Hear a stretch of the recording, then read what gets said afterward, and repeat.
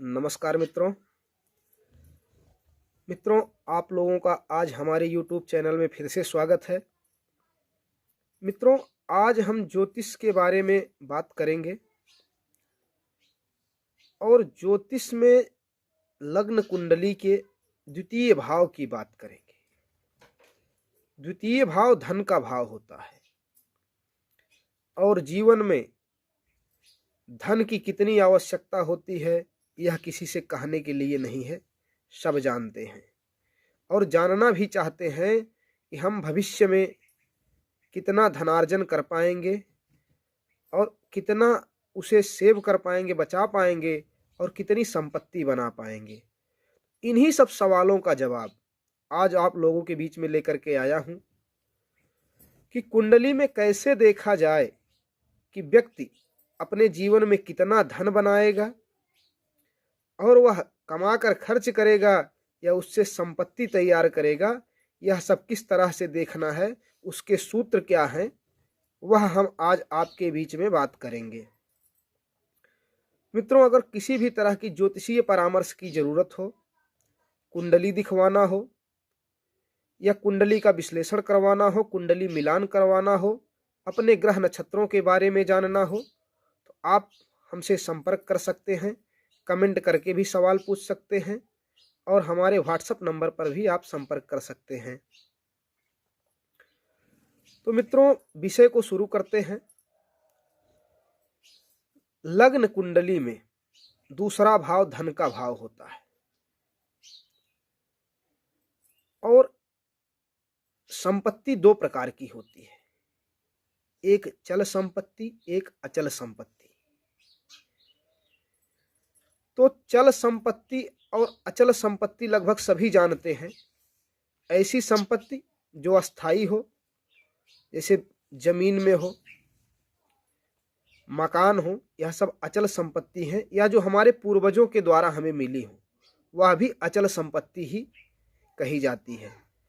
और चल संपत्ति जो हम कमाते हैं और खर्च कर देते हैं, अपने जीवन में बहुत सारा धन कमाते हैं और जीवन के समापन से पहले पहले सब कुछ खत्म करके अपनी भावी पीढ़ी के लिए कुछ भी नहीं छोड़ते हैं, तो वह चल संपत्ति होती है। तो मित्रों, सूत्र के बारे में बात करते हैं कि यदि द्वितीय भाव में शनि बलवान हो, बलिष्ठ हो और उस पर शुभ ग्रहों की दृष्टि हो, तो ऐसा जातक निश्चित ही अचल संपत्ति का मालिक होता है।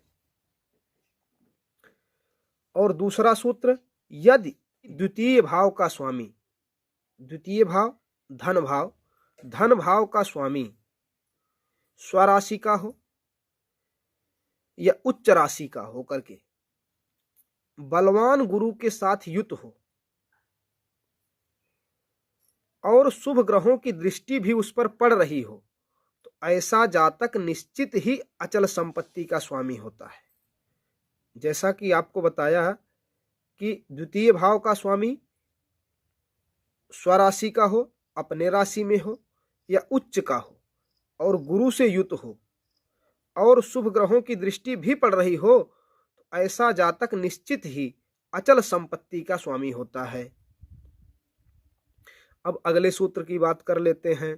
यदि धन भाव का स्वामी भाग्य भाव में या लाभ भाव में बैठा हो, तो यह महाधन योग होता है। मतलब द्वितीय भाव का जो स्वामी हो वो भाग्य भाव नवम भाव होता है, नवम भाव में या लाभ भाव एकादश भाव होता है, एकादश भाव में जाकर के बैठा हो तो यह महाधन योग होता है। ऐसा जातक खूब सारा धन कमाता है और उसका संचय भी करता है। और ऐसे जो जातक होते हैं जिनकी कुंडली में ऐसी स्थिति होती है, वह निश्चित ही अचल संपत्ति के मालिक होते हैं। अब अगले सूत्र की बात करते हैं। यदि दूसरे भाव का स्वामी त्रिक भाव में ना हो, मतलब 6, 8, 12वें भाव में ना हो और बलवान हो, साथ ही साथ 2 से अधिक शुभ ग्रह उसको देखते हों, तो ऐसा जातक भी अचल संपत्ति का मालिक होता है उसके पास अस्थाई संपत्ति ज्यादा होती है। तो अगले सूत्र के बारे में बात कर लेते हैं। तो द्वितीय भाव में कोई भी उच्च का ग्रह बैठा हो और उसका कोई मित्र ग्रह जो बलवान हो उसकी दृष्टि भी उस पर पड़ रही हो, तो ऐसे जातक भी अचल संपत्ति के स्वामी होते हैं, अचल संपत्ति के मालिक होते हैं। तो अभी तक हमने आपको बताया कि अचल संपत्ति जो है उसके सूत्र क्या है, वह कुंडली में किस तरह से देखा जाता है कि जातक अचल संपत्ति वाला है कि नहीं। अब चल संपत्ति की बात करते हैं। आप लोगों ने अक्सर देखा होगा कोई कोई व्यक्ति होता है बहुत सारा धन कमाता है और खूब ऐशो आराम करता है, लेकिन उसके आखिरी समय तक उसके कमाई का सारा धन समाप्त हो जाता है। तो वह कैसे देखा जाता है, उस चल संपत्ति होती है वह कुंडली में कैसे देखते हैं, उस पर आओ चर्चा करते हैं। यदि द्वितीय भाव पीड़ित हो या फिर पाप कर्तरी में हो। पाप कर्तरी किसे कहते हैं?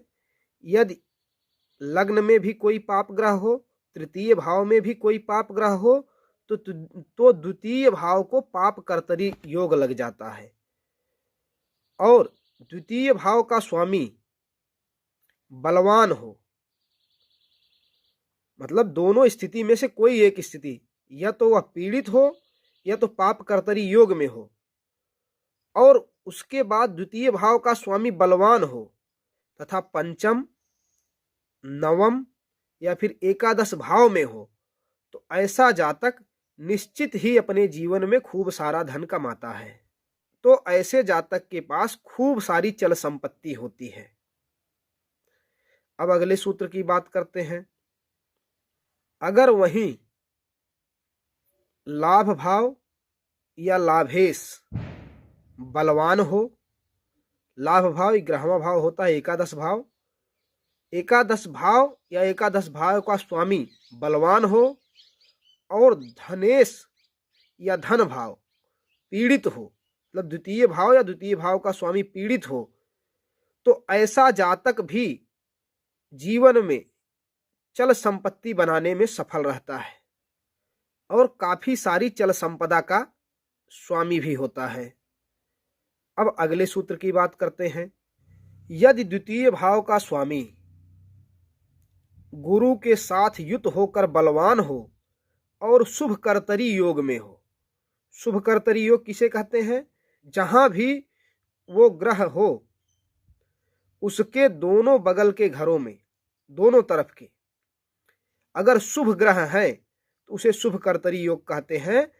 तो शुभ कर्तरी में हो तथा द्वितीय भाव पर सूर्य, शनि और राहु की दृष्टि पड़ रही हो, तो ऐसा जातक भी अपने जीवन में खूब सारा धन कमाता है, सभी सुख सुविधाओं का उपभोग करता है और चल संपत्ति का मालिक भी होता है।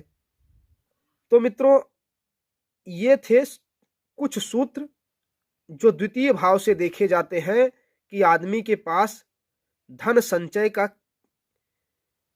क्या योग है और वह कितना धन संचय कर पाएगा या फिर धन कमाएगा संचय नहीं कर पाएगा। इस तरह के जो भी योग हैं वह द्वितीय भाव से देखे जाते हैं। उसके साथ लाभ भाव पर भी आदमी विचार करता है, क्योंकि लाभ भाव से लाभ होगा, लेकिन द्वितीय भाव संचय का भाव है। अगर वह संचय नहीं कर पाएगा तो वह फिर बहुत ज्यादा धन या संपत्ति नहीं बना पाएगा। इन्हीं विचारों के साथ आज अपनी वाणी को विराम देता हूं। मित्रों, अगर आपको ये वीडियो पसंद आया हो तो लाइक करें, शेयर करें और कमेंट करना ना भूलें। आप अपने सवाल और सुझाव भी रख सकते हैं और अपनी प्रतिक्रिया भी दे सकते हैं, और चैनल को सब्सक्राइब करना ना भूलें, क्योंकि आपके प्रोत्साहन से ही हम आगे इसी तरह की वीडियो आपके बीच में लाते रहेंगे। नमस्कार।